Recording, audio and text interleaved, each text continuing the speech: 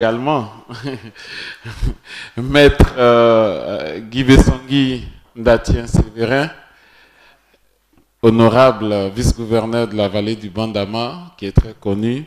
Tout à l'heure, il va se présenter puisque il n'a pas encore pris la parole, donc il va un peu plus parler que les autres. Vous allez poser des questions directement au panel. Voilà, pour gagner du temps, on va débattre, mais aussi on va permettre que ce soit sous la forme de questions. Voilà, que ce soit interactif. Donc, si vous avez déjà des questions, je vais demander à nos hôtesses de préparer des micro-baladeurs, au moins 2 micros, pour, n'est-ce pas, permettre à nos invités et chers participants de poser des questions. Donc, je vais donc laisser la parole à Maître Guy Bessangui pour qu'il déjà il se présente. Il présente ses activités et après cela, nous allons donc poser des questions auxquelles nos panélistes vont répondre. Alors, merci. On nous entend tous, c'est bon? Oui. Donc, bon, merci. Alors, je dois dire merci déjà au public venu nombreux pour ce premier forum sur la protection des données qui est assez important 10 ans après. Et comme il m'a été demandé de me présenter, même s'il a déjà fait, je me nomme Guy Bessangui Ndatien Sévérin.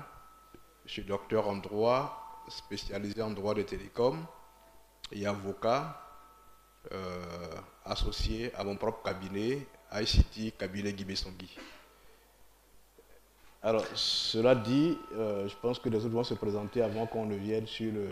Non, ils se sont déjà présentés. D'accord. Voilà, je pense Alors, que vous êtes aussi expert consultant pour plusieurs organisations. Oui, voilà. donc je suis consultant, juriste expert consultant de la commission TIC de la CEDEAO, consultant également international de l'Union internationale des télécommunications UIT et également consultant de l'Union africaine des télécommunications UAT. Nous avons eu l'honneur qui nous avait été fait en 2013, déjà 2012, de réfléchir sur la réforme du secteur en Côte d'Ivoire. Le premier document n'a pas été relevé, c'est l'ordonnance relative aux télécommunications au TIC, qui a été adoptée le 21 mars 2012. Et c'était le premier acte devant réformer, après la crise post-électorale, l'écosystème de télécommunications en Côte d'Ivoire. À la suite donc de cette ordonnance qui a permis quand même de revoir le cadre institutionnel des télécommunications en Côte d'Ivoire par la création de l'ARTCI. Je dis bien la création parce que nous avions l'AETCI qui était une société d'État et donc qui a été dissoute du fait de l'ordonnance sur les télécommunications et TIC du 21 mars 2012, comme évoqué, et donc qui a créé la RTCI sous la forme juridique d'une AAI, c'est-à-dire d'une autorité administrative indépendante. Alors donc, en plus de la RTCI, vous avez une autorité en charge de la gestion des fréquences et de la planification des fréquences d'attribution, qui est l'AIGF, l'Agence ivoirienne de gestion des fréquences.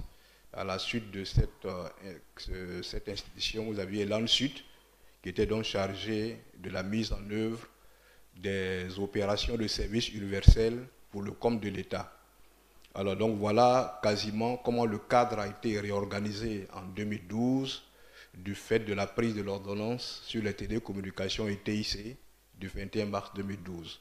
C'est donc à la suite de cette ordonnance qui crée la première base d'organisation, que nous avons mis en place les lois que j'appelle les lois jumelles. Vous me direz pourquoi elles sont...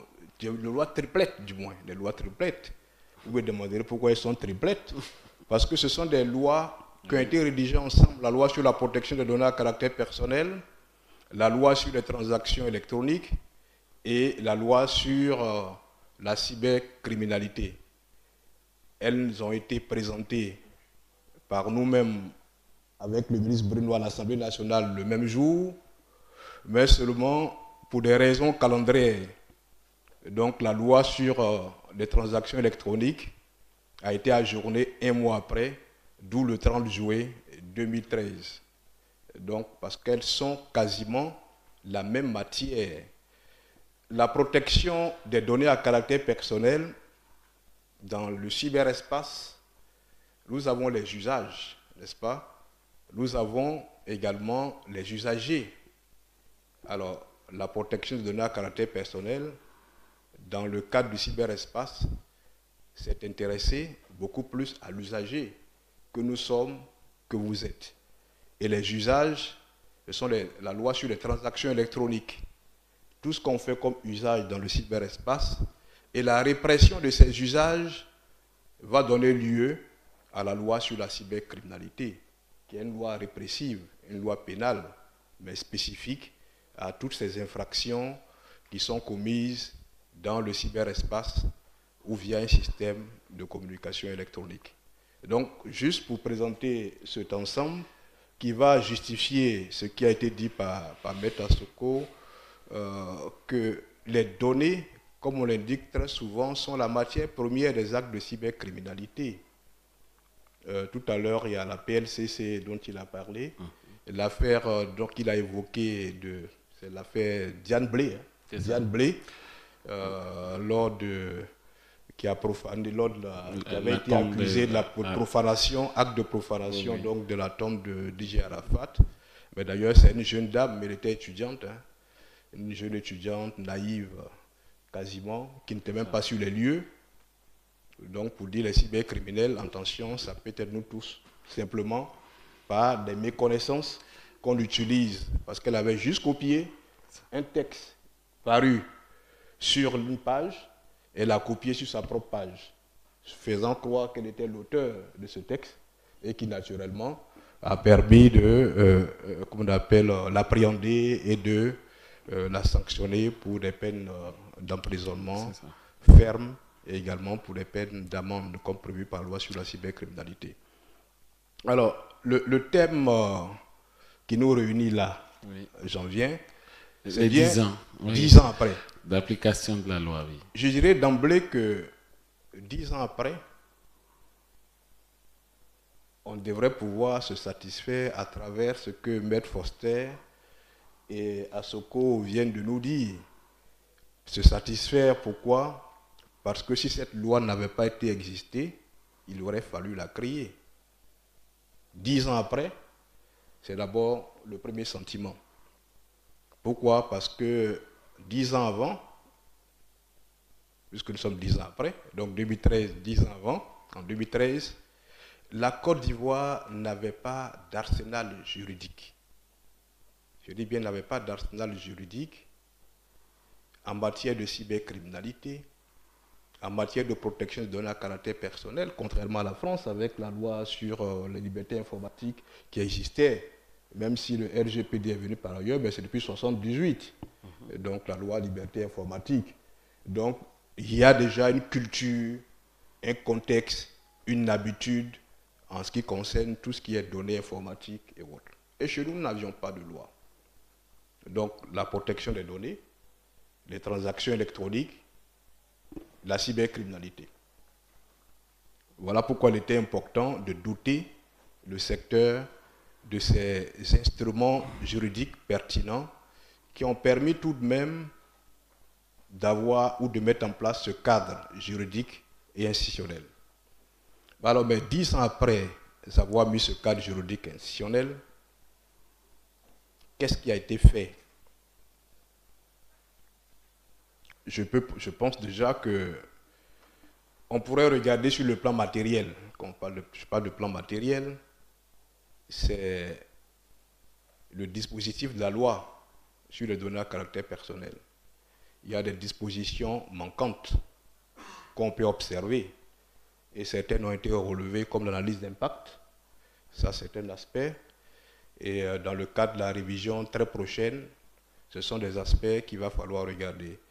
Alors, nous avons également, et la loi ne prévoit pas cette exclusion. Maître Foster a terminé son intervention nous interrogeant si nous l'avions prévu dans la loi, mais non, la loi ne l'avait pas prévu dans les exclusions, c'est-à-dire les données à caractère personnel qui sont collectées, traitées par l'État dans le cadre notamment de la des impératifs de défense nationale, de sécurité nationale. Et là, ça n'a pas été prévu. Nous avions eu cette difficulté lorsqu'il y avait un décret qu'on a élaboré en 2017, je pense. Mon cabinet avait été consulté, en était l'auteur, sur tout ce qui concernait les interceptions de sécurité. Et donc, la divergence avec les dispositions de la loi sur la protection des données à caractère personnel avait été évoquée. Et, parce que nous avions deux textes. L'un qui est une loi, donc supérieur, et l'autre qui était un décret, donc un texte inférieur. Juridiquement, il fallait regarder. Et donc l'observation et la proposition qui avait été faite, c'était au regard de ces impératifs importants quand même de défense, il était important de prendre ce décret. À l'effet, rapidement, dans le cadre de la révision de la loi sur la protection des données à caractère personnel, d'introduire cet amendement-là, ou cet amendement à la loi, qui permettrait à l'État, sans demander notamment l'autorisation de l'autorité de protection, ce n'est pas cohérent, donc de faire notamment, de collecter, de traiter, dans le cadre de la recherche d'infractions. Nous avons eu les attentats de Bassam ici, donc imaginez-vous un temps soit peu, que lors des attentats de Bassam, il fallait, au regard de la loi actuelle sur la protection des données à caractère personnel, de soumettre l'État, dans ce cas spécifique, à une autorisation de demander le consentement et également d'avoir une autorisation. Donc c'est pour ça qu'on parle d'exclusion. Cela dit, l'État, en tant que personne morale de droit public, est soumis à la loi sur les données à caractère personnel, du moins pour ce qui ne relève pas de cette exception dont je viens de parler, qui doit demeurer exceptionnelle. Donc l'État, les personnes morales de droit public, qui sont les démembrements de l'État, comme les collectivités territoriales et l'État central, et les personnes morales de droit privé, qui sont les entreprises dont certains sont ici, et puis les particuliers, les personnes physiques, et donc sont tous soumis à la loi sur la protection des données à caractère personnel. Alors, sur le plan matériel, hein, toujours, il y a la question du consentement. Alors, on dit que le traitement est légitime lorsque la personne concernée a donné son consentement. Oui. C'est ce que nous dit la loi, c'est ça. Et c'est ce que nous avions transcrit. Mais le consentement, à quel moment est-il éclairé? Libre et éclairé. On n'en parle pas. À quel moment ou à quel âge? Aujourd'hui, nos enfants, à 10 ans, même précocement, j'ai dit 10 ans parce que je suis généreux. Ils ont À déjà des 5 ans, téléphones. Oui. ils ont déjà des smartphones, des tablettes. ils stockent des données, Oui. et même parfois les numéros de carte bancaire de leurs parents. C'est ça. Alors, donc, toutes ces données personnelles des enfants, eux-mêmes, qui n'ont pas la majorité, peut-on dire qu'ils consentent à la collecte des données à caractère personnel les concernant? Voilà un point. C'est ça. Également, le RGPD en parle, mais nous n'en parlons pas parce qu'au niveau du RGPD, c'est 16 ans le consentement. Hein. 15 ans. 15 ans. Voilà, 15 ans le consentement, l'âge de consentement. Chez nous, on n'a pas prévu. Il faudra bien que dans la révision de notre texte, on regarde cet aspect, au regard de la forte utilisation des réseaux sociaux par notamment nos enfants et qui ne peuvent pas consentir. Il faut que dans la protection de ces personnes vulnérables, on arrive également à dire au moins à quel moment on consent.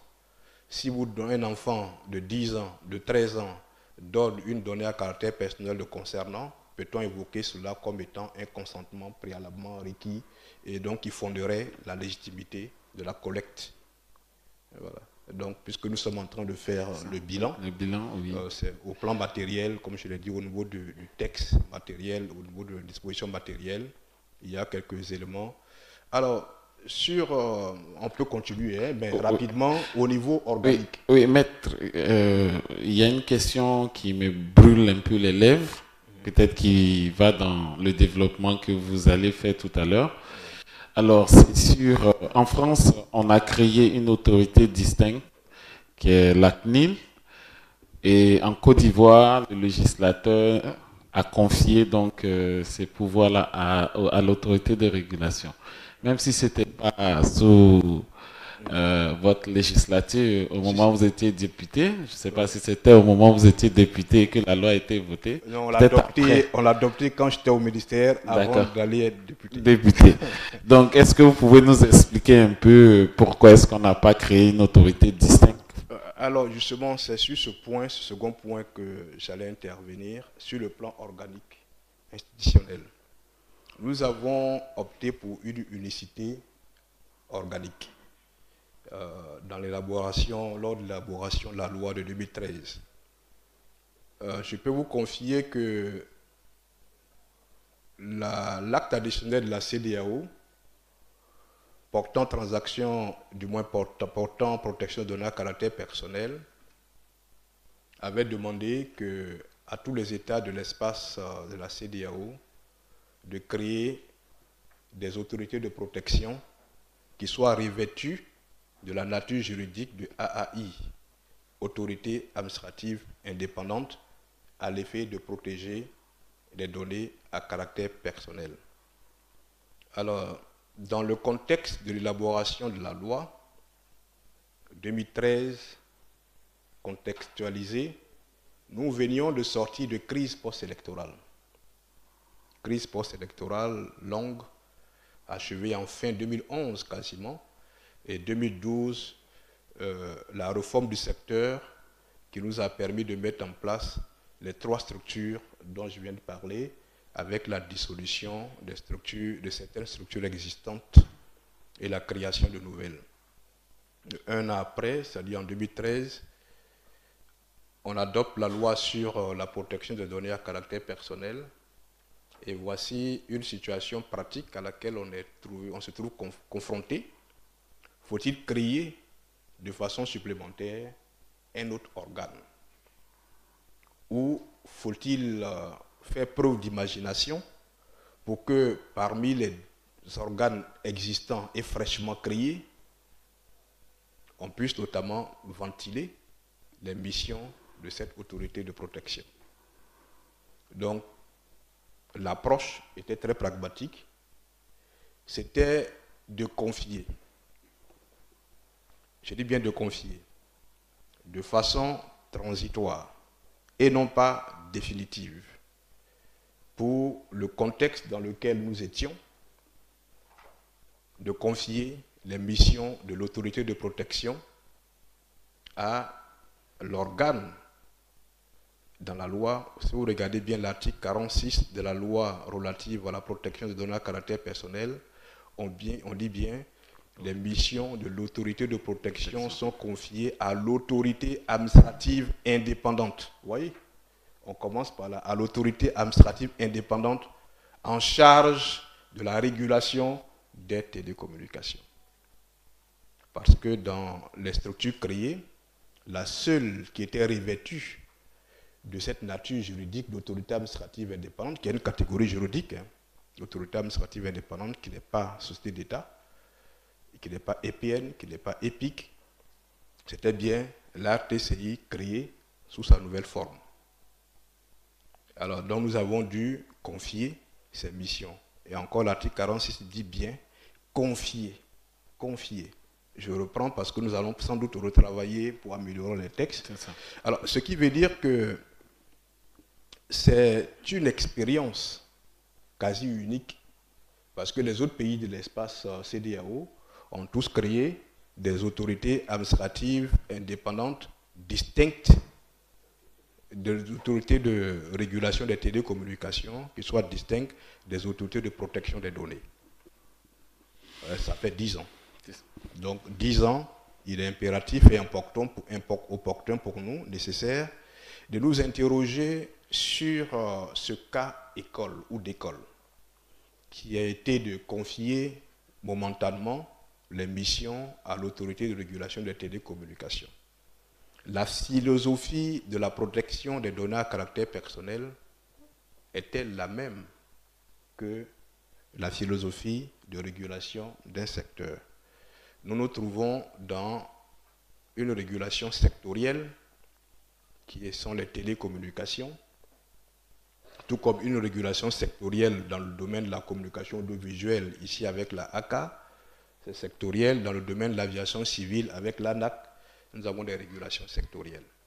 Et la protection des données à caractère personnel est transversale. Cela vient d'être dit par M. Foster quand il parle d'intelligence artificielle, ce n'est pas seulement l'organe de télécom, par M. Tassoko également. Donc la réflexion doit tendre maintenant. Si l'ARTCI, dans sa mission de protection des données à caractère personnel, a pu couver ce bébé pendant 10 ans, l'idée c'est de voir pour la suite, ce bébé peut-il lui-même s'élever, être autonome, marcher lui-même, et puis prendre des décisions en matière de protection. C'est une piste, et nous sommes à l'heure du bilan. Lorsqu'on fait le bilan, il y a l'aspect théorique, il y a l'aspect pratique également qu'on doit questionner et interroger. Donc, voici déjà sur ce plan autre. Alors il y a d'autres aspects également, juste je vais terminer sur cela. Même si j'ai le privilège d'abuser un peu de la parole, de la prendre beaucoup plus longtemps, sur les données sensibles, il n'y a pas les données biométriques chez nous. On s'est limité aux données génétiques. Les données biométriques sont des données à risque chez nous, pas sensibles. Encore que notre loi ne parle pas de risque. Et c'est là la différence. Il n'y a pas de données plus à risque. On a deux catégories de données. Les données, du moins, la catégorie générale, c'est les données à caractère personnel, oui, avec notamment la catégorie des données sensibles. Puisqu'on n'a pas les données non personnelles. Donc, dans les données sensibles, on n'a pas les données biométriques dans la notion de données sensibles. Et pourtant, au niveau des données qui doivent faire l'objet d'une autorisation préalable auprès de l'autorité de protection, on a logé les données biométriques, sans pour autant tirer la conséquence ou la cause même. Parce que l'autre, c'est le fait de mettre l'autorisation, c'est la conséquence. La cause, c'est que c'est sa nature juridique. Quelle est sa nature juridique? Et sa nature juridique, c'est qu'elle est logée dans la catégorie des données sensibles. Il faut dire les choses par leur nom clairement. Et ce qui, incidemment, va entraîner son régime juridique applicable, qui est la demande d'une autorisation préalable. Alors, dans les données sensibles, et ça, on va juste échanger là-dessus, hein, c'est ça le bilan, ce n'est pas péjoratif. Nous avons également les données, nous avons la vie sexuelle dans les données sensibles. Mais là encore, et je sais que dans le niveau du RGPD, ça n'a pas été précisé, là-bas c'est vie sexuelle ou orientation sexuelle. Chez nous, c'est vie sexuelle. C'est quoi vie sexuelle finalement? Ça peut donner lieu à interprétations diverses. Pourquoi? La vie sexuelle, est-ce, on entend en général, hein, vie sexuelle, on a notre compréhension. Mais en tant que juriste, ce que la loi ne précise pas, ça va faire l'objet d'interprétations par le juge. Et nous sommes tous trois ici aussi avocats. Donc ça va nourrir également le contentieux, mais également ça peut faire échapper certaines situations. On dit la vie sexuelle en gros. Est-ce des relations infidèles? C'est quand même la vie sexuelle, non? Ah non. Or, ce n'est pas l'entendement du législateur. Les relations sexuelles infidèles, les partous, c'est la vie sexuelle. Est-ce que c'est de ça qu'on parle? Est-ce que c'est de ça que la loi parle?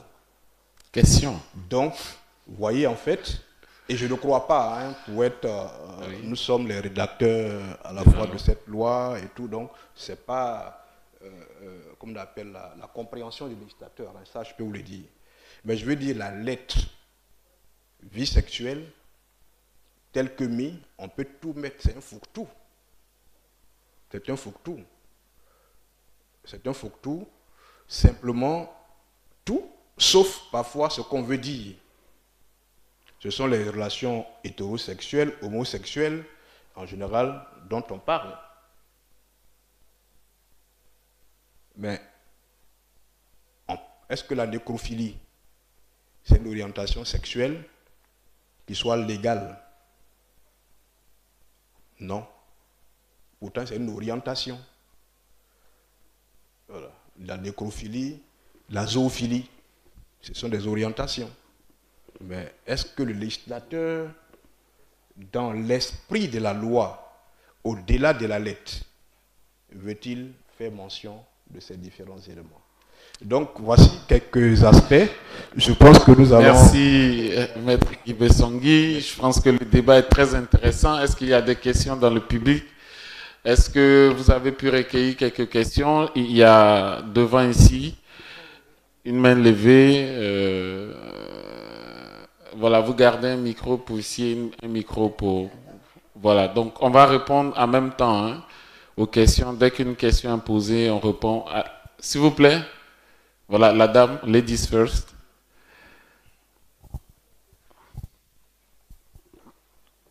Vous donnez votre nom, votre entreprise, votre fonction, et puis voilà, ça sera plus simple de vous répondre. Alors bonjour, je suis docteur Dakouri, je suis médecin au CHU de Cocody et je suis là au nom du directeur général du CHU de Cocody qui a d'abord demandé au DMS, professeur Moello, de le représenter, mais qui est occupé, m'a demandé de venir nous représenter. Alors,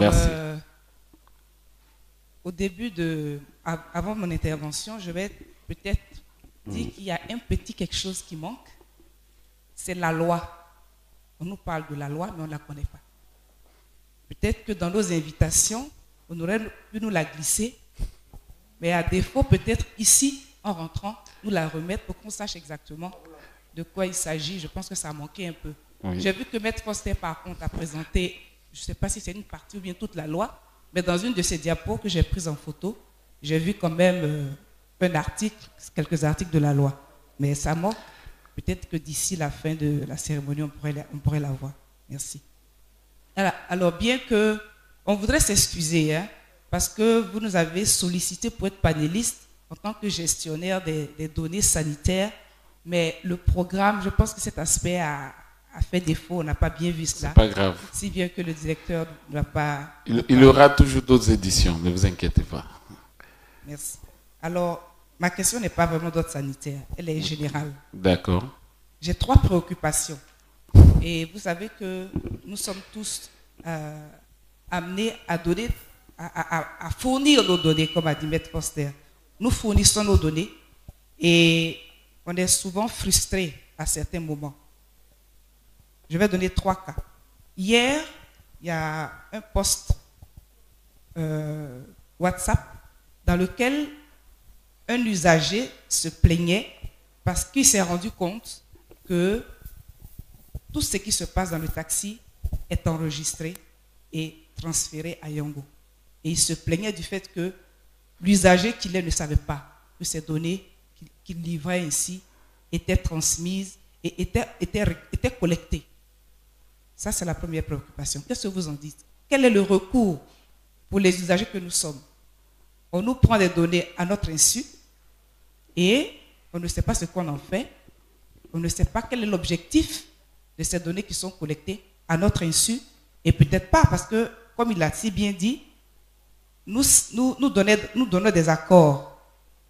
J'accepte, sans forcément lire les clauses qui sont à l'intérieur. Oui. Alors peut-être que dans une de ces clauses, c'est mis comme ça, mais je pense que c'est une information qui aurait pu être donnée véritablement, de telle sorte qu'on sait exactement ce qu'on fait dans le taxi. Ça, c'est le premier point. L'autre point, c'est à la banque. Nous fournissons nos données, nous fournissons nos informations, nous donnons nos passeports. C'est peut-être moi qui vais me tromper, mais il se trouve que la carte d'identité vient à périmer. Et à la banque, on te dit on ne prend plus de carte d'identité périmée. Oui.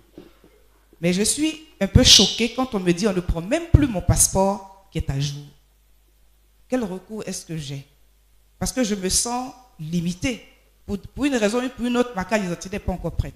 J'ai un passeport qui est valide, mais on refuse de l'accepter. Alors que c'est bien mon visage qui est là. Ils ont mes données, ils ont ma photo. Ils voient bien que c'est moi qui suis là. Mais ils refusent que je fasse l'argent que je suis venu déposer. Ils refusent que je le retire pour mes besoins. J'avoue que je suis un peu frustrée de ça. Quel est le recours que j'ai? Vous aurez la réponse tout à l'heure. Merci. La troisième question. La troisième préoccupation, ce sont les erreurs à l'état civil. L'état civil est champion dans les erreurs. Tu donnes ton nom, tu fournis des papiers légaux qui disent ton nom et ton prénom dans l'ordre correctement, tel que c'est écrit. Il t'envoie un papier avec des erreurs. Quand tu te plains, c'est toi qui dois aller au tribunal pour aller refaire des papiers afin qu'on fasse les corrections. Et tant que tu n'as pas fait ça, toutes tes pièces qu'on va te fournir vont avoir ces fautes. Alors que l'erreur vient très souvent d'eux. Merci beaucoup, madame. Ce sont les trois questions. Oui, je voulais juste donner l'exemple. J'ai mon frère qui s'est marié à la mairie de Cocody. Il est né à Boaké. On doit faire son extrait de naissance qui notifie le mariage. On le fait être marié à la mairie de Marcory. Et pour faire ça, il faut qu'il aille au tribunal pour changer les choses. Je pense qu'il y a quelque chose à faire ici pour les usagers que nous sommes. Ok. Merci. Alors, Maître Asoko, on va vous donner la parole sur le premier sujet. Les VTC, notamment Yango qui enregistre la voix de ses clients. Est-ce que c'est une pratique légale? Merci beaucoup, M. Siri. Je suis très heureux de me retrouver avec le Dr Guibé Songui. Comme il a dit, nous sommes les rédacteurs de la loi. Nous étions à l'Assemblée nationale lors de son adoption par le Parlement. Et 10 ans après, on voit en fait qu'il y a beaucoup d'insuffisances au niveau de la disponibilité de la loi, de l'accessibilité à la loi. La population semble ignorer cette loi. Mais la population sent quand même qu'il y a quelque chose d'anormal en fait. Tu ne peux pas monter dans un Yango et puis tes conversations, elles sont enregistrées. Parce que tes conversations font partie de ta vie privée. Et nul ne peut enregistrer tes conversations sans ton consentement préalable. Et c'est ce que j'ai dit tout à l'heure. Dans les principes de transparence. Est-ce que les conditions générales peuvent justifier cela? Encore faut-il avoir connaissance des conditions générales, parce que moi je monte dans le Yango, bon, j'ai pris l'application, on ne m'a pas demandé d'accepter quelques conditions. Et même si j'acceptais quelques conditions générales, encore que pour chaque traitement spécifique, on devrait, parce que le consentement que je donne pour être usager de Yango ne vaut pas pour le traitement de mes données à caractère personnel.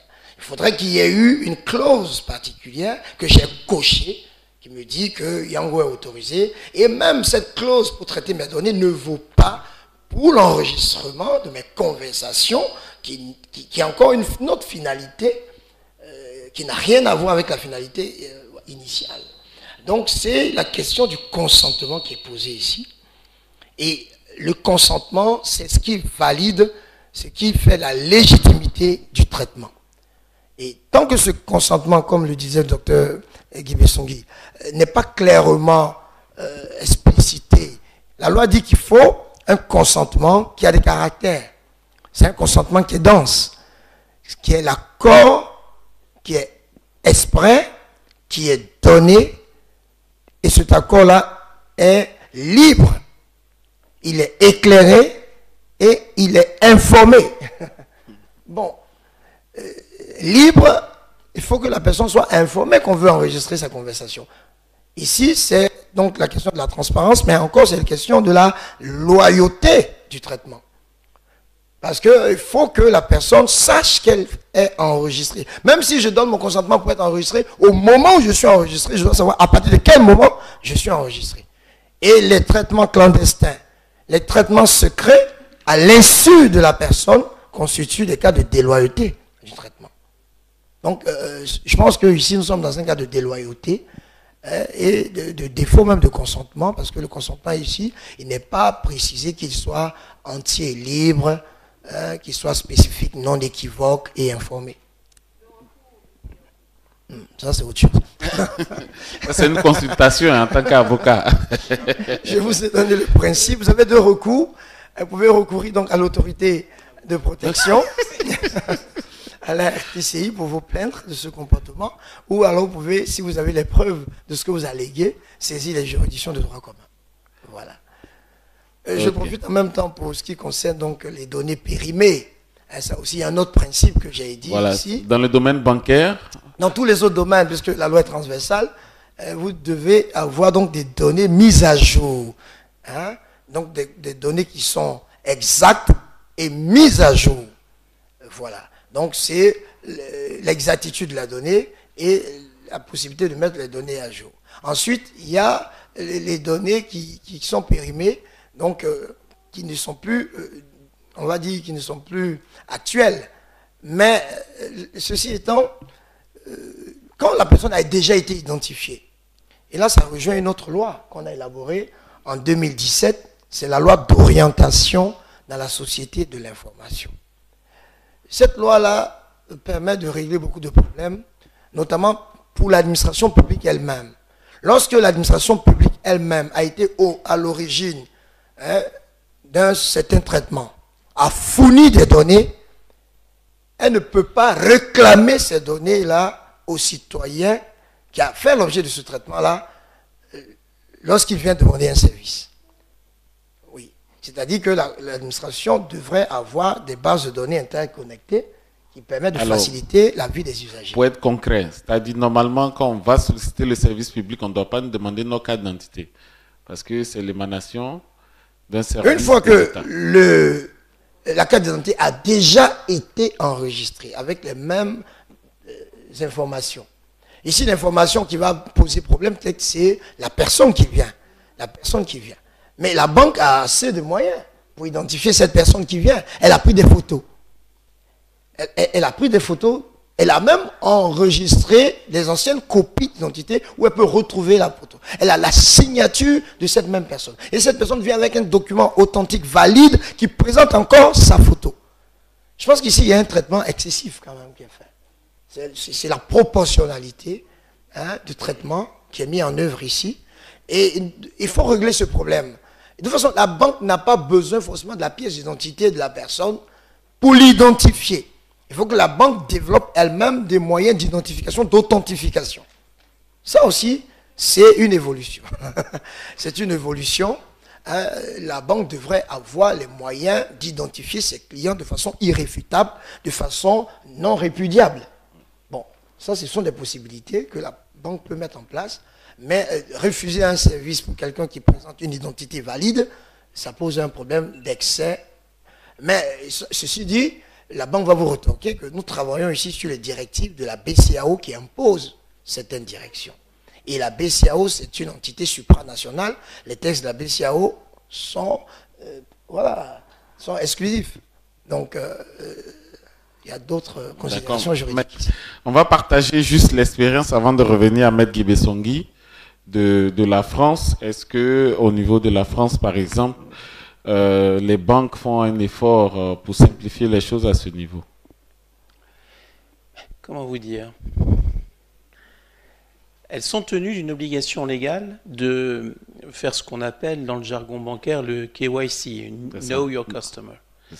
Donc elles sont obligées effectivement de vérifier l'identité des personnes, mais elles ne le sont qu'à la mise en relation, qu'à l'entrée en relation. Donc vous ne le faites qu'une seule fois. Ensuite, effectivement, lorsque vous réalisez des transactions en ligne ou au guichet de la banque, c'est à elle de s'assurer que vous êtes la bonne personne, et on a tout un tas de méthodes. On a des questions pièges, enfin pas pièges, enfin des questions, c'était quoi, d'authentification, oui. Au-delà de l'identification de base, qui permettent d'authentifier, et on a même un texte européen sur la double authentification pour tout ce qui concerne les transactions en ligne. Donc ce type de situation, je pense qu'on ne le rencontre plus, en tout cas en France, et probablement plus sur le territoire de l'Union européenne. Mais pour le reste, il est sûr que ce que vous avez évoqué quant à l'enregistrement des conversations dans les taxis est absolument inacceptable, au regard en tout cas de notre ensemble de règles juridiques. C'est inacceptable quand bien même vous seriez informé que ça existe, parce que il y a probablement un vrai problème de proportionnalité. C'est-à-dire que, sauf à ce qu'il y ait des raisons particulières que j'ignore et qui justifient de réaliser ce genre d'enregistrement, qui sont peut-être liés à des circonstances particulières, des incidents, des incivilités ou que sais-je, qui ont peut-être eu lieu et qui ont conduit à ce que cette décision soit prise, mais en dehors de ces cas-là, procéder à l'enregistrement des conversations, surtout manifestement à l'insu des personnes, est quelque chose qui est absolument inacceptable et contre lequel il faut effectivement que vous réagissiez de la manière la plus ferme qui soit, mais vous avez là un bon avocat qui peut vous aider à le faire. On parlera après de nos honoraires. Oui. Ah oui, c'est vrai, je ne fais pas de publicité. D'accord, donc on va passer aussi la parole à Maître Guy Bessongui. Il y a aussi une question sur l'état civil, les erreurs d'état civil. Peut-être qu'il voudrait intervenir dessus. Ok, alors, très rapidement, je pense que les confrères ont répondu aux deux questions. Hein. La première touche forcément à la question de l'illégitimité du traitement. C'est le traitement qui est illégitime. Illégitimité tirée de l'absence de consentement. Ou bien du consentement, comme on appelle, frauduleux. Voilà. Donc ça, c'est important. C'est ce qui pose, je vais juste faire cette digression de l'intérêt de la loi sur la protection de données à caractère personnel. Il y a un aspect fondamental, parce que nous tirons le bilan et nous évoquons les perspectives pour la suite. C'est l'absence de culture de protection des données. L'absence de culture. Et là, j'opère sans anesthésie. Hein. Ça peut faire mal. Elle est médecin, donc elle sait ce que c'est si on opère sans anesthésie. Alors, oui, parce que malheureusement, il faut le dire, 10 ans après, l'inconvénient, c'est que nous n'avons pas de culture de la protection des données personnelles. Juste cette digression qui est importante avant de passer au dernier point. Les entreprises, ou du moins les responsables de traitement, puisque les responsables de traitement peuvent être les personnes physiques, morales, comme je l'ai indiqué, morales de droit privé comme de droit public, rechignent à protéger les données. Alors que dans ce monde aujourd'hui du cyber, où il y a le cyber, on est environné par le cyberespace, et avec les données massives, toutes nos transactions, les usages avec l'administration, le secteur privé reposent essentiellement sur la collecte, sur le traitement, sur le stockage des données à caractère personnel. Lorsqu'une entreprise souvent vient nous voir, c'est parce qu'elle a une obligation de contrôle, soit quand c'est les banques, c'est la BCAO. En cours, on vient voir, on veut être en conformité et on veut faire en sorte que les procédures aillent le plus vite possible Et lorsqu'on a fini, on baisse les bras ou on croise les bras. Alors que la protection des données à caractère personnel est un processus continu et ne se limite pas au fait d'avoir une autorisation. L'autorisation, je dis toujours, c'est le sésame. C'est comme vous voulez opérer dans un secteur, vous avez une licence pour exploiter, pour être opérateur de télécom. Donc on vous permet, on vous autorise à exercer. Pareillement, quand vous voulez traiter des données, la loi dit avant toute collecte de données, avant tout traitement. Et le traitement, c'est toute une chaîne. C'est de la collecte jusqu'à la destruction. Tout le processus, collecte, stockage, traitement, transmission, tout le reste, ça c'est toute la chaîne, c'est le traitement. Donc dès l'instant où vous commencez à collecter une donnée, vous devez d'abord chercher à avoir une autorisation selon la nature de la donnée qui est à collecter ou traiter. Et malheureusement, les structures viennent après avoir commencé à traiter. Ce qu'on peut commencer à traiter sans autorisation, c'est ce qui est soumis à déclaration. Parce que la déclaration, l'administration n'est pas tenue de vous délivrer un acte, donc de vous autoriser avant de traiter. Vous informez simplement. Et quand vous informez, vous n'attendez pas que l'administration vous dise quoi que ce soit, vous informez, vous continuez à exploiter. Alors, très rapidement, j'ai voulu dire cela pour dire qu'il nous faut une véritable culture. Et c'est l'absence de culture de protection des données d'ailleurs qui fait que votre chauffeur de Yango vous enregistre. Parce que c'est ça que j'appelle la culture. La culture, ça va commencer certes avec la connaissance de la loi, certes, mais la culture, c'est de dire, je détiens une donnée de quelqu'un, je ne dois pas faire un usage abusif ou tout usage, ou tout type d'usage. Je dois faire un usage strictement réservé à la finalité. Donc la finalité ne doit ni être détournée, ni être contournée. Si le contrat qui vous lie avec le transporteur, c'est de vous prendre à un point A, vous déposer à un point B, c'est ça le contrat. Vous avez consenti à ce transport-là, d'un point A à un point B. Donc le fait de traiter autrement, d'enregistrer du moins vos données, c'est un contournement de finalité. C'est un traitement frauduleux et clandestin de votre données. Alors, donc, l'autre question, c'était la toute dernière. Sur l'état civil. Oui, bon, là, c'est les droits que vous avez, que nous avons. Et c'est ce que la loi nous donne comme droit. Le droit à la rectification. Le droit également à la mise, donc la rectification, à l'exactitude de nos données. L'exactitude de nos données, c'est de dire la donnée qui n'est pas conservée de façon intègre, comme elle a dit, par l'administration elle-même, donc par tout responsable de traitement, si la donnée, ça peut être le nom, ça peut être d'autres mentions, ne sont pas conservées de façon intègre, c'est-à-dire la personne n'assure pas l'intégrité de la conservation, et donc fait qu'il y a, avec le temps, une donnée arrive à être incorrecte. Donc il y a une obligation de le faire. Donc il y a une défaillance de celui sur lequel pèse cette obligation. Donc il y a le droit notamment de toute personne dont les données sont collectées ou traitées, donc de toute personne d'avoir ce droit à la rectification des données, à l'accès. Donc quand vous avez l'accès, ça peut induire ou déduire la rectification quand vous constatez que les mentions sont bonnes ou pas. Donc, toute personne, vous pouvez demander à toute personne qui collecte vos données d'avoir accès à vos données. Et quand vous avez accès à vos données, vous allez vérifier si vos données sont exactes. Si elles ne sont pas exactes, il a l'obligation, à votre demande, de mettre à jour vos données. Un peu, c'est vrai que le cas du secteur bancaire a été pris, mais la mise à jour, on peut, pour être marié légalement aujourd'hui, alors que vous étiez jeune fille avant, vous avez l'usage, pas l'obligation de porter le nom du mari, mais l'usage du nom du mari.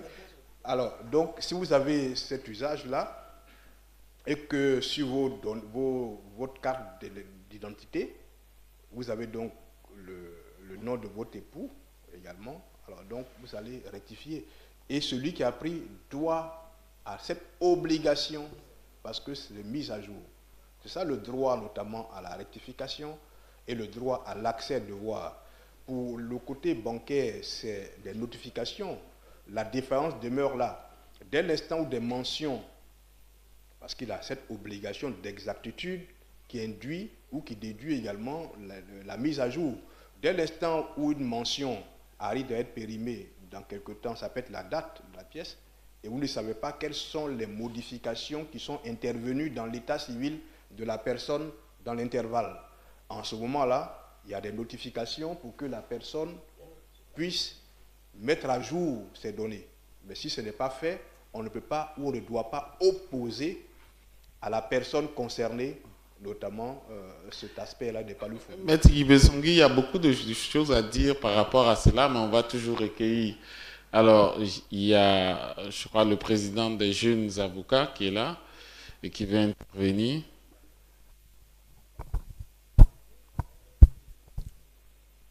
Alors, Maître Léon-Paul Boto, président des jeunes avocats de Côte d'Ivoire. Alors, 3 préoccupations, surtout que j'ai 3 panélistes qui sont également avocats. Mais ce n'est pas une question d'avocat. Hein, non, pas forcément une question d'avocat, mais une question qui peut intéresser tout le monde. Okay. Alors, donner à caractère personnel et secret professionnel. Secret professionnel qui est quelque chose de vraiment attachant pour l'avocat. Qu'est-ce que vous pouvez nous dire dessus? Est-ce qu'il y a une interdiction? Parce que vous savez que nos échanges, par exemple, avec nos clients sont frappés par le sceau du secret et de la confidentialité. Quels sont les risques en la matière? Alors, deuxième préoccupation, 10 ans après, au niveau du contentieux, où on en est. Est-ce qu'il y a un véritable contentieux dans lequel on peut s'engouffrer pour aider la population ou nous aider nous-mêmes? Qu'est-ce qu'il en est 10 ans après? Et puis terminer sur la préoccupation du docteur tout à l'heure. Dans le cadre de la promotion de cette loi, 10 ans après, est-ce qu'on peut avoir de la bibliographie? Est-ce qu'on a touché des secteurs importants qui sont capables de divulguer? Parce que docteur Guy Bessongui disait quelque chose d'effrayant tout à l'heure. C'est vrai qu'on a notre principe, nous sommes censés ignorer la loi, mais être cybercriminel par méconnaissance, c'est souvent quand même grave. Et on peut être tous victimes, puisqu'on est tous censés partager une information qui nous donne un peu, qui pourrait nous mettre un peu en vue sur la scène. Donc, la promotion de cette loi-là, comment elle a été faite pour que 10 ans après, j'avoue que pour moi-même qui exerce et qui plaît très souvent, je méconnais gravement cette loi 10 ans après. Donc, voici mes 3 préoccupations. Merci, Maître. Alors, on va commencer par Maître Asoko, qui va répondre à la première préoccupation. Alors, donner à caractère personnel et secret. Merci, Président. Je suis très heureux donc d'être en votre compagnie. Effectivement, c'est deux notions qui peuvent se rejoindre, mais c'est 2 choses totalement différentes. Le secret professionnel est régi donc par des différents textes, notamment les textes organiques donc, qui organisent la profession d'avocat et le code pénal qui assujettit certaines personnes au secret professionnel. Et ce secret professionnel concerne également des médecins, en fait, d'autres, le secret des procédures judiciaires. En fait. Ces secrets professionnels-là, ce qu'ils ont de commun avec la protection des données, c'est le secret et la confidentialité. L'objectif de cette confidentialité, c'est d'empêcher que des tiers non autorisés aient accès à ces informations.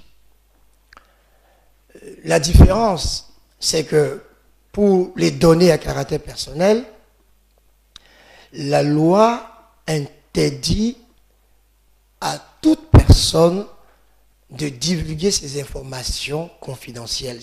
Les données à caractère personnel sont confidentielles par essence. Et c'est seulement en cas d'exception que ces données-là doivent être divulguées, notamment lorsque une loi autorise la publication d'une décision de justice, dans certains cas. Ce secret professionnel, il ne peut pas être opposé à l'autorité de protection lorsqu'elle est dans l'exercice de ses missions. Voilà. Donc, secret professionnel, données à caractère personnel, il y a des choses communes, mais c'est deux choses totalement différentes. D'accord, maître. Voilà. Il y a aussi, au niveau du contentieux, est-ce qu'il y a un véritable contentieux à la matière? Oui, le contentieux en matière de protection de données, c'est un contentieux essentiellement pénal. Essentiellement pénal, des gens sont poursuivis pour avoir enregistré des conversations, divulgué des photos, des vidéos. Les gens sont poursuivis pour avoir tenu des propos, révélé certaines informations qui relèvent de la vie privée. Oui, au niveau pénal, on a beaucoup de contentieux, on a un contentieux abondant. Les gens ont été sanctionnés, pénalement condamnés. Au niveau civil, je n'ai pas eu beaucoup d'informations pour ma propre expérience. Moi, j'ai engagé une procédure contre une société de la place qui avait donc gardé des informations périmées dans sa base de données et qui avait utilisé ces informations pour nuire aux droits de mes clients. Et j'avais donc agi en justice et soulevé le fait que les informations que cette entreprise devait utiliser devaient être des informations exactes et mises à jour. C'est une obligation. Donc, ayant traité mes clients d'une façon illicite, j'avais donc demandé sa condamnation au titre donc de la violation de leurs données à caractère personnel. Mais le juge a écarté cet argument. Ouais, il a écarté cet argument, il ne s'est pas prononcé dessus. Bon, je ne sais pas pourquoi. Oui, je sais pas. Bon, ça dépend du client en fait. C'est le client, voilà. D'accord, je crois qu'il y a un maître Guy Songui qui a aussi certainement une réponse, puisque sur la divulgation de la loi, oui. Oui, très rapidement sur le secret professionnel, Maître Assoko a bien répondu. Hein. Il y a une différence entre le secret professionnel et puis la confidentialité des données. Et l'obligation, même en étant avocat, dans nos offices, on doit faire en sorte que même le personnel qu'on a, ce qu'on appelle les niveaux d'habilitation, tout comme dans les entreprises et autres, tout le monde ne doit pas avoir accès à toutes les informations.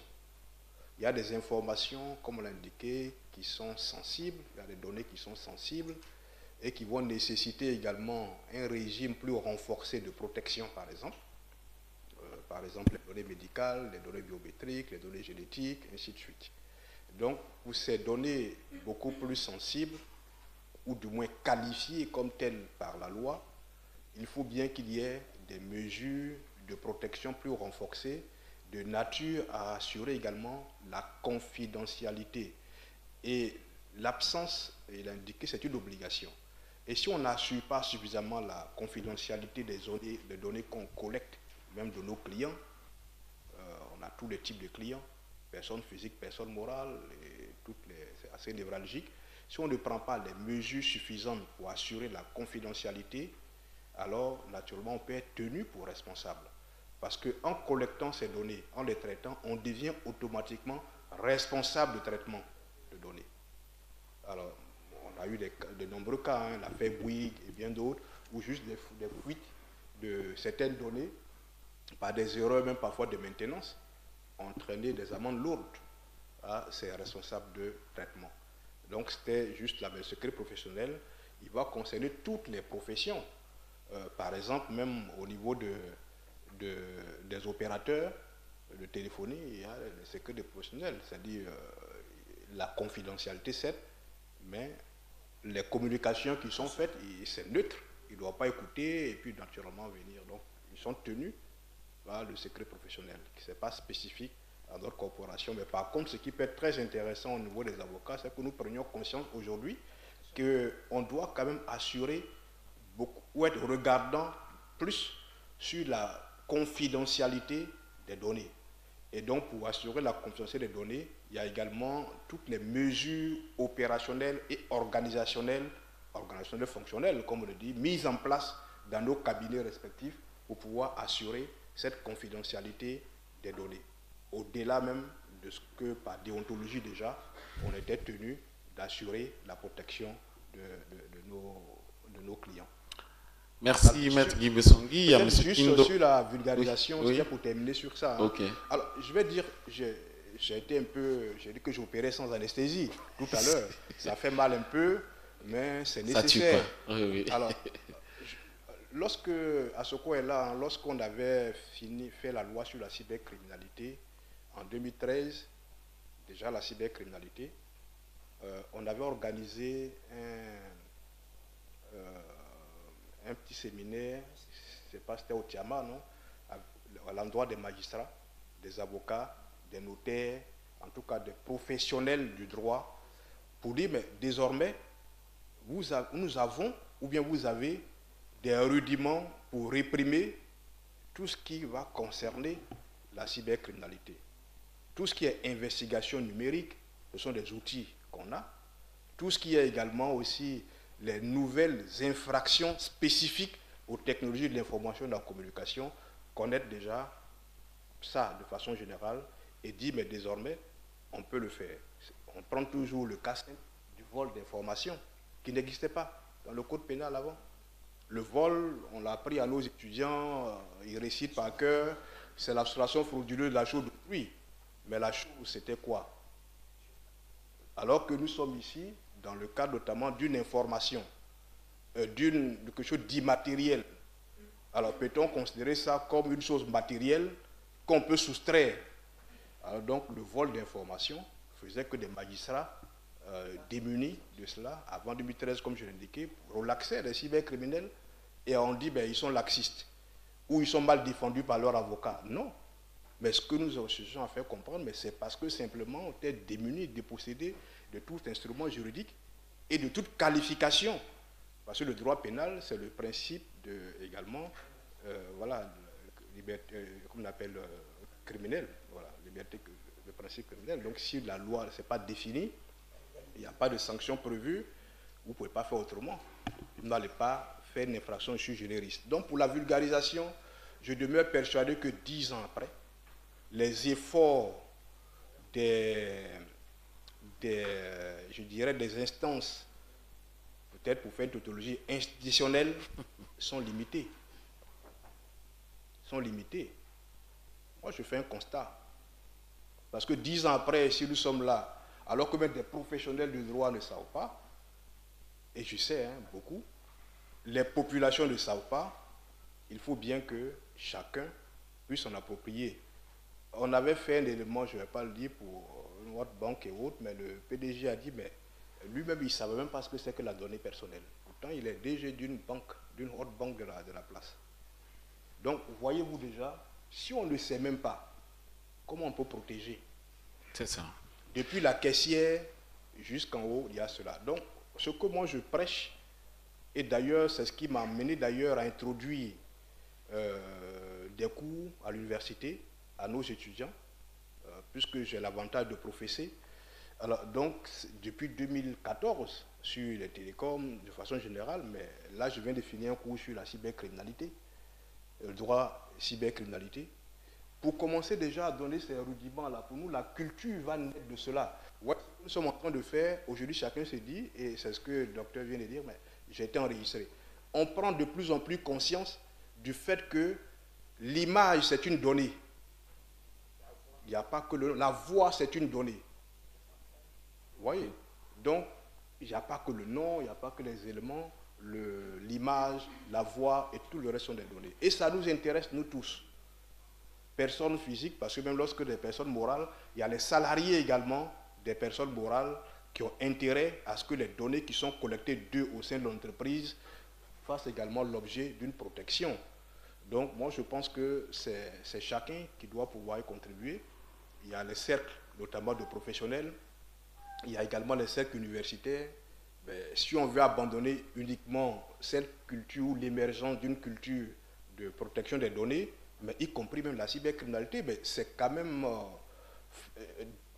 difficile en Côte d'Ivoire. Hein. Je viens de donner un cas, mais on a vu plein. On peut multiplier les cas contentieux.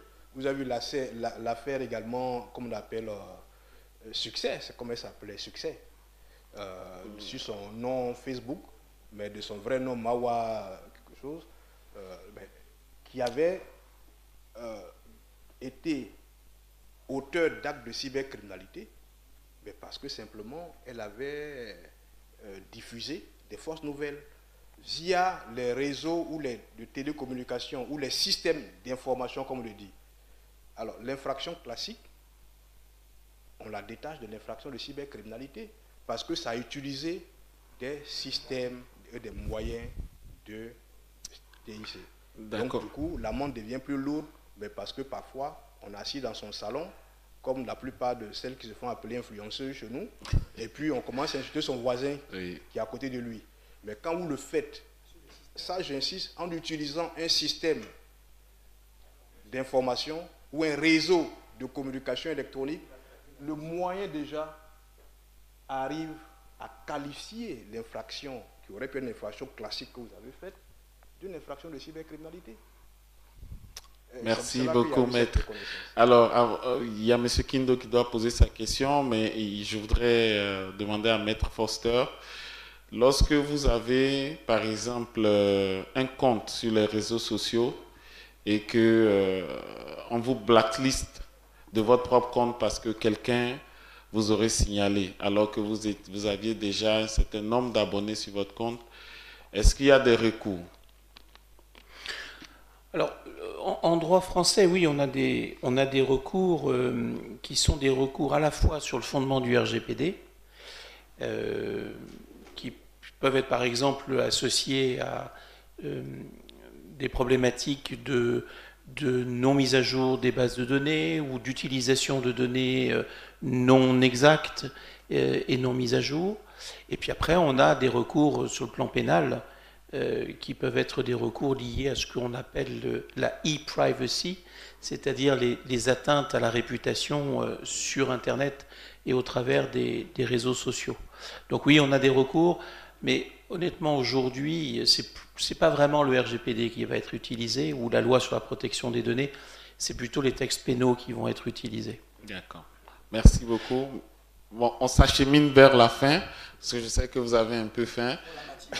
Pour la matinée, tout à l'heure, on reviendra au cours des ateliers avec comment se mettre en conformité, qui est vraiment quelque chose, comment réussir sa mise en conformité, qui est quelque chose de très important, parce que si tout le monde se met en conformité, vous allez voir, nous allons donc réduire ce risque de viol de nos données à caractère personnel. Oui, M. Kindo.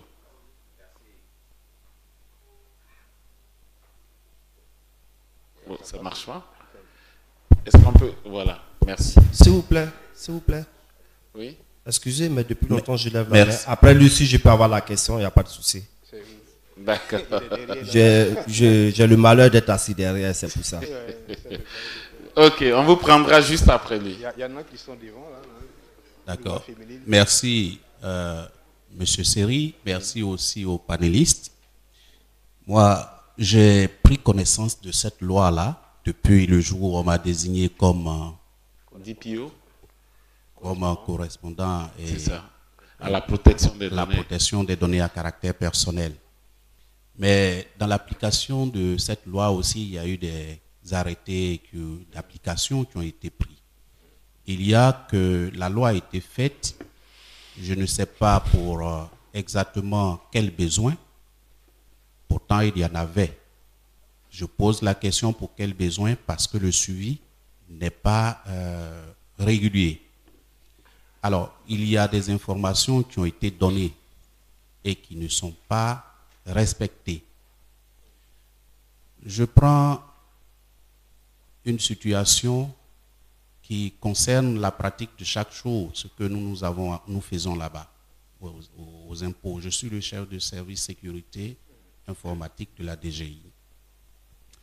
Alors, j'ai des supérieurs hiérarchiques avec moi. La loi me dit, du moins l'arrêté d'application précise que je suis autonome.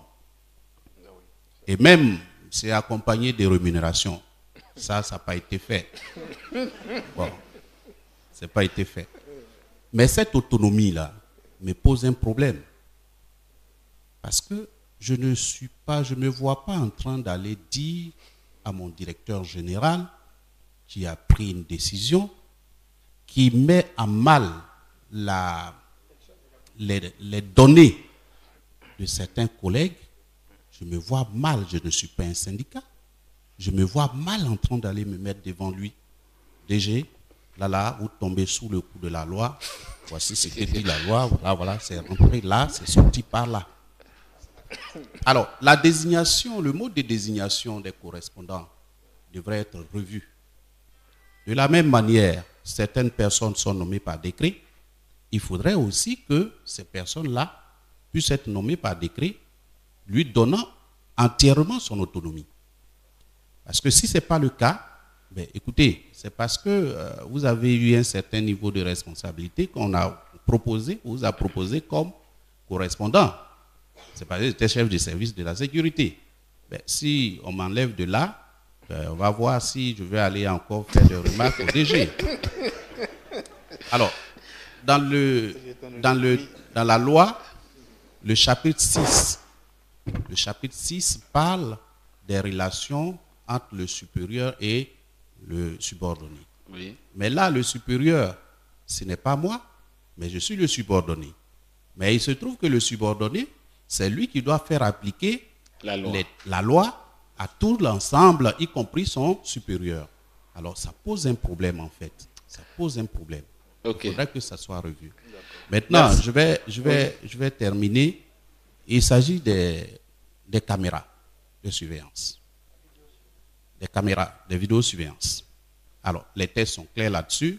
Pour ceux qui ont des caméras à la maison, vous n'avez pas le droit de filmer la rue, les rues. Et il faut signaler aussi que vous filmez. Oui.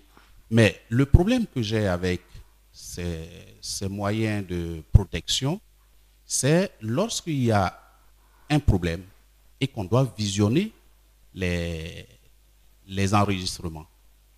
Alors, la réquisition de police qui vient, qu'est-ce que moi j'en fais? Parce que c'est la police qui mène ces enquêtes et moi, j'ai les données à caractère personnel parce que j'ai enregistré les gens qui vont et viennent. Comment je réagis face à ces situations? Qu'est-ce que je fais? Est-ce que la réquisition est au-dessus de la loi qui dit que pour tout document, s'entend les enregistrements, tout, il faut l'autorisation de la RTCI. C'est pour revenir au panéliste, maître, qui disait que lorsqu'il y a eu l'attaque de Bassam, comment on a traité ça? Est-ce qu'on a attendu, on allait donner une lettre à la RTCI pour dire on va regarder dans les hôtels là, les caméras qui sont là-bas là, on va regarder. Mais la police travaille aussi avec la RTCI à travers le PLCC. Donc la saisie de la police, en principe, devrait être comme si on avait saisi la RTCI. Voilà les préoccupations que j'avais. Très bonne préoccupation, des questions pertinentes qui intéressent tous les DPO. Oui. Si tu me permets, la réaction, la préoccupation du docteur.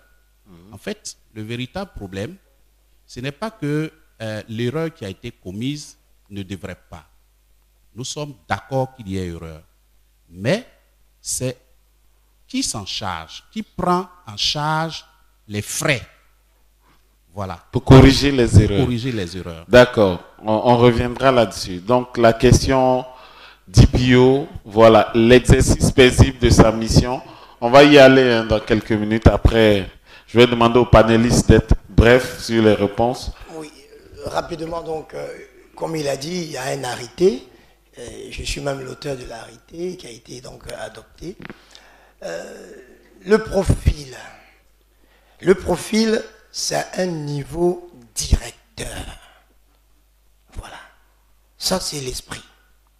Un niveau directeur qui est capable de parler aux autres directeurs et il est sous la responsabilité de son directeur général. Voilà. Il parle directement au directeur général. Il est une sorte d'intermédiaire entre l'entreprise et la RTCI. Il agit pour le compte et au bénéfice de son entreprise. Il protège son entreprise. Il facilite les rapports entre son entreprise et la RTCI. Et la personne qui est désignée doit avoir ce niveau de responsabilité et aussi la capacité relationnelle qu'il a. Il faut que vous soyez libre de parler avec votre directeur général. Et on a toujours dit, et malheureusement, il y a un écart entre l'esprit et la mise en pratique. Ce qu'on a toujours dit, lorsqu'on a formé la RTCI pour cela aussi, on lui a dit, écoutez, s'il désigne un chef de service qui n'a pas le rang de directeur, automatiquement la décision de désignation fait de lui quelqu'un qui a rang de directeur. Pour calmer les ardeurs. Aujourd'hui, dans les administrations, on a vu des gens qui ont un rang de directeur et son chef de département ayant un rang de directeur. Oui, maître, mais est-ce que dans le public, ce n'est pas plus compliqué parce que le lien hiérarchique est différent dans le secteur privé? Bon, écoutez, le secteur public, le secteur privé, c'est les mêmes difficultés. c'est les mêmes difficultés. Je pense que tout va dépendre de l'esprit. C'est la RTC qui doit veiller, puisqu'il y a une procédure d'approbation des désignations. Les gens sont désignés, mais il y a une procédure d'approbation. La RTCI approuve. Et dans la procédure d'approbation, on voit le CV de la personne et on voit le niveau de responsabilité. On doit être capable d'avoir une séance de travail pour dire, avec le directeur général qui le désigne. Voilà, pour corriger ce qu'il y a lieu de corriger, pour faciliter les rapports. Je veux pas la deuxième question? Oui, c'était sur quoi? C'était sur les caméras. Oui, ça vous posez une question très intéressante et ça c'est une information pour tous. La loi a prévu donc des exceptions liées aux mesures d'enquête, de procédure judiciaire. La réquisition dont il est question, c'est une réquisition judiciaire par l'autorité judiciaire compétente. En la matière, c'est le juge d'instruction, le doyen des juges d'instruction, le président du tribunal, le premier président de la cour d'appel et le juge spécialisé, parce qu'il y a un pôle ici financier où on a nommé des juges. Voilà. En tout cas, c'est une autorité judiciaire, ce n'est pas une autorité policière. Merci. Voilà, je vais laisser la parole aussi aux autres panélistes s'ils souhaitent répondre, ou bien on prend la question puisque le temps nous presse. Oui. D'accord, merci bien. Je suis M. Bass Leman. Je suis chargé d'études au ministère de l'Emploi et de la Protection sociale, précisément à la direction de la planification, de la coordination du suivi des projets des statistiques.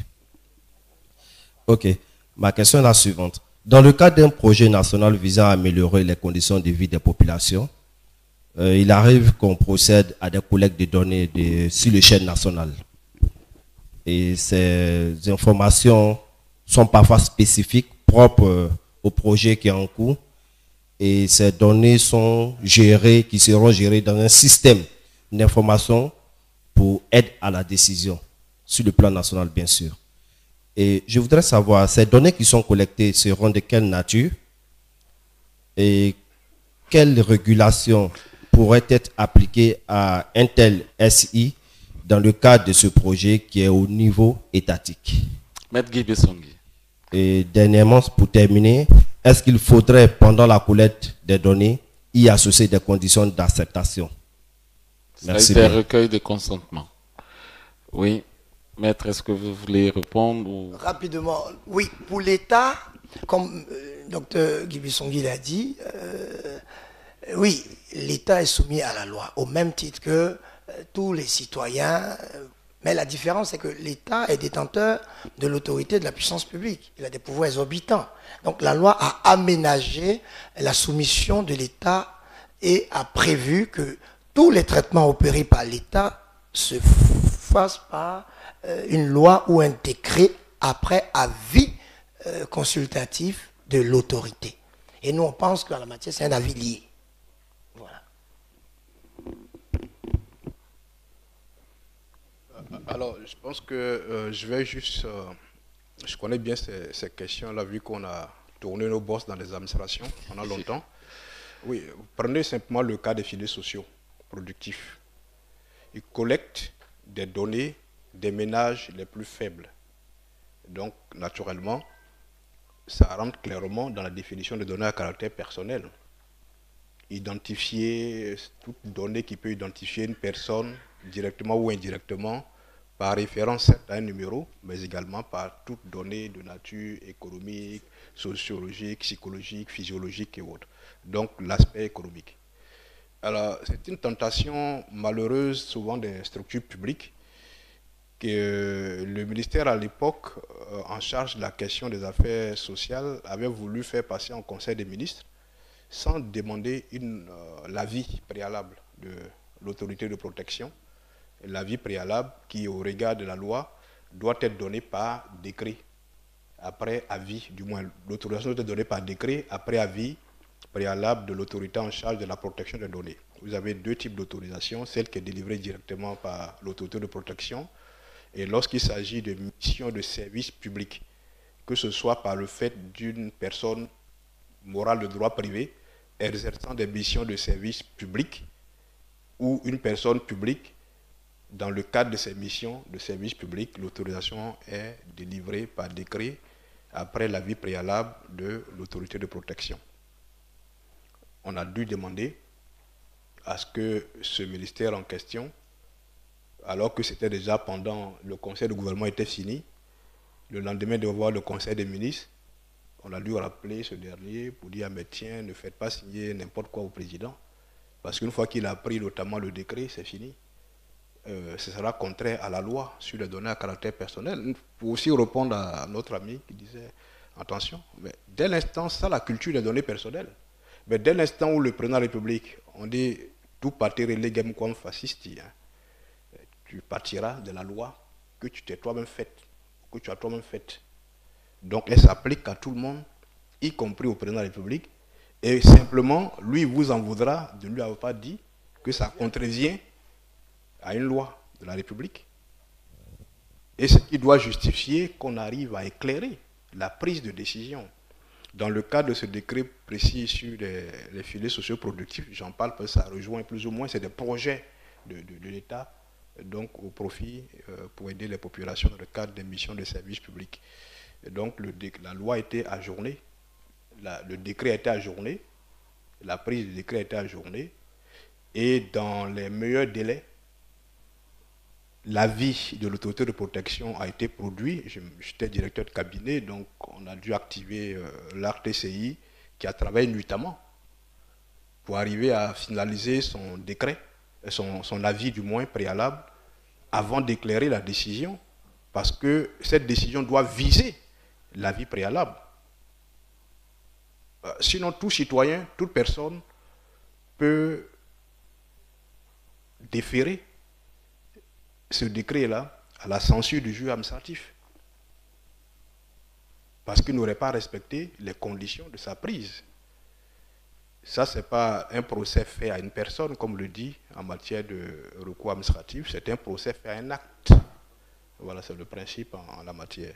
Donc, je donne cet exemple, je pense que ça finira de répondre à notre ami, pour dire que dans la mesure où les personnes morales de droit public sont soumises à la loi, on a souvent ça de façon récurrente qui arrive.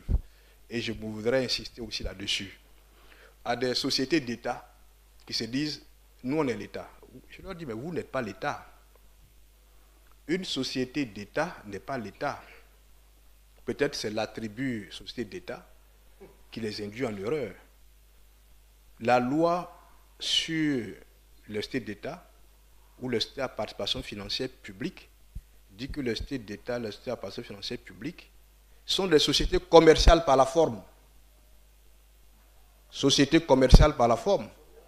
L'État est soumis à la loi. L'État est seulement actionnaire.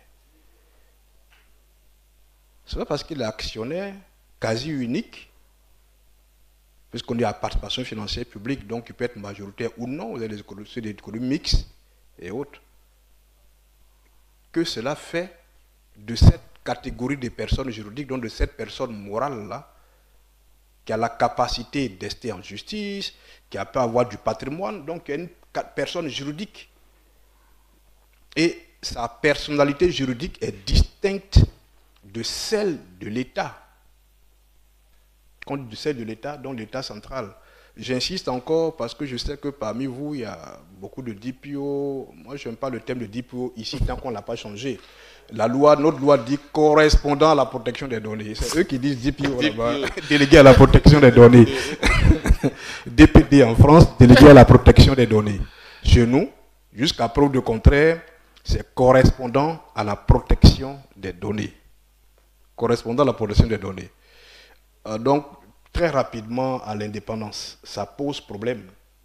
Je ne pense pas, Maître Assoko, que ça va être réglé par les niveaux de responsabilité.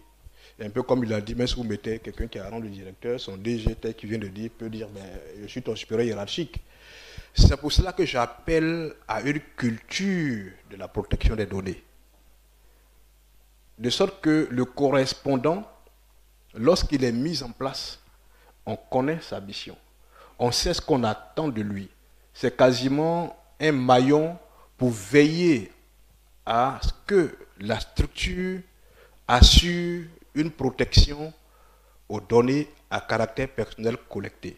Parce que le jour où il y aura un problème, un contentieux portant sur une mauvaise utilisation des données à caractère personnel, votre DG sera le premier à vous interpeller.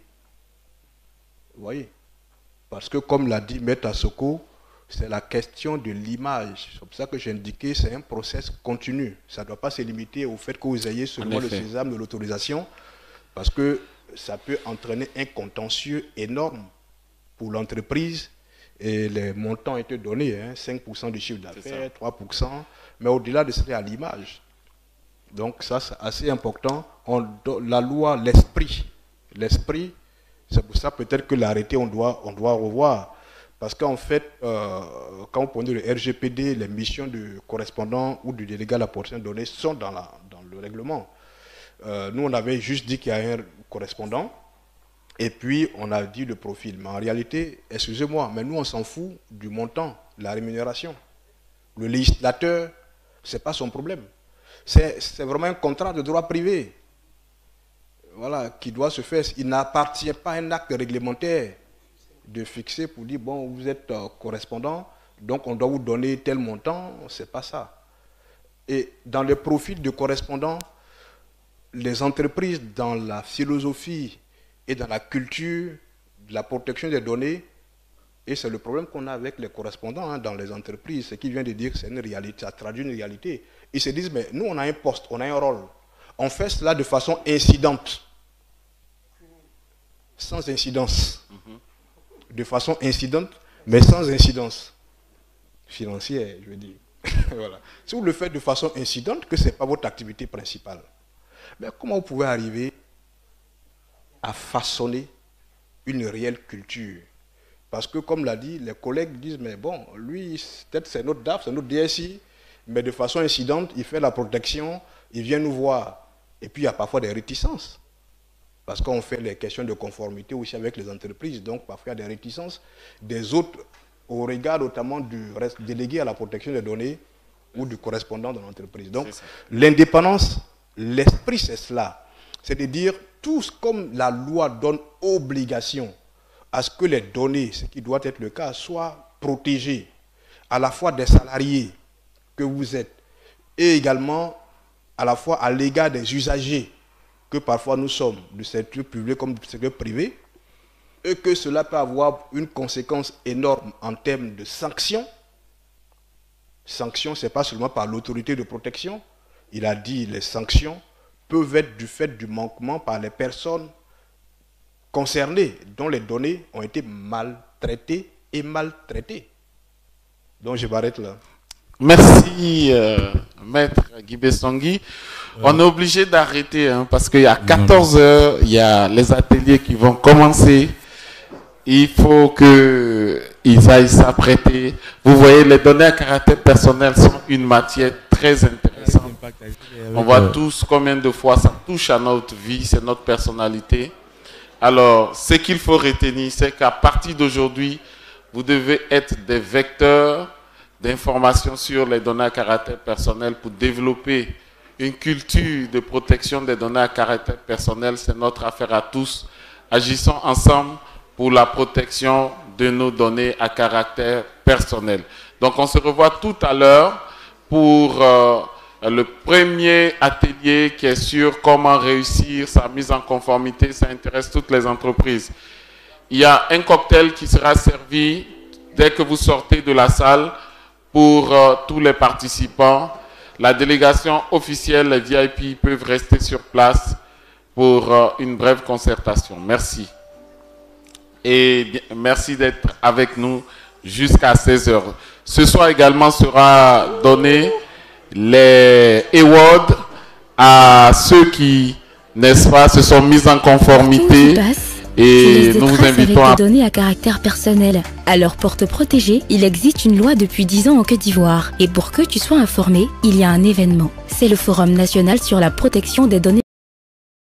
Partout où tu passes, tu laisses des traces avec des données à caractère personnel. Alors pour te protéger, il existe une loi depuis 10 ans en Côte d'Ivoire. Et pour que tu sois informé, il y a un événement. C'est le Forum national sur la protection des données à caractère personnel. Il aura lieu le 19 juin 2023 à partir de 8h à l'espace CRAE Umoa au Plateau. Le thème est 10 ans d'application de la loi relative à la protection des données à caractère personnel en Côte d'Ivoire, bilan et perspectives. Venez rencontrer des experts nationaux et internationaux qui participeront à l'événement. Partenaire Infoline 07 77 77 78 79.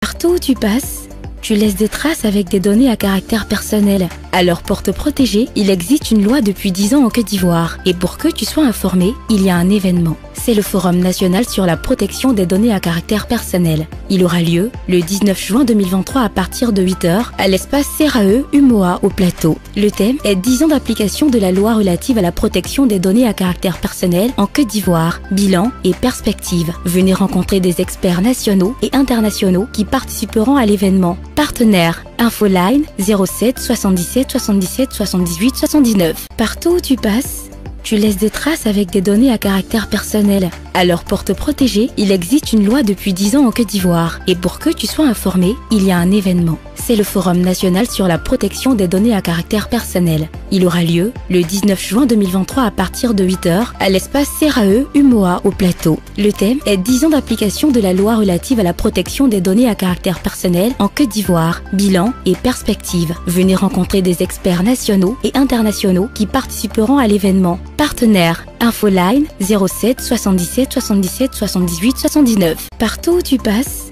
tu laisses des traces avec des données à caractère personnel. Alors pour te protéger, il existe une loi depuis 10 ans en Côte d'Ivoire. Et pour que tu sois informé, il y a un événement. C'est le Forum national sur la protection des données à caractère personnel. Il aura lieu le 19 juin 2023 à partir de 8h à l'espace CRAE Umoa au Plateau. Le thème est 10 ans d'application de la loi relative à la protection des données à caractère personnel en Côte d'Ivoire, bilan et perspectives. Venez rencontrer des experts nationaux et internationaux qui participeront à l'événement. Partenaire Infoline 07 77 77 78 79. Partout où tu passes, tu laisses des traces avec des données à caractère personnel. Alors pour te protéger, il existe une loi depuis 10 ans en Côte d'Ivoire. Et pour que tu sois informé, il y a un événement. C'est le Forum national sur la protection des données à caractère personnel. Il aura lieu le 19 juin 2023 à partir de 8h à l'espace CRAE Umoa au Plateau. Le thème est 10 ans d'application de la loi relative à la protection des données à caractère personnel en Côte d'Ivoire, bilan et perspectives. Venez rencontrer des experts nationaux et internationaux qui participeront à l'événement. Partenaire Infoline 07 77 77 78 79. Partout où tu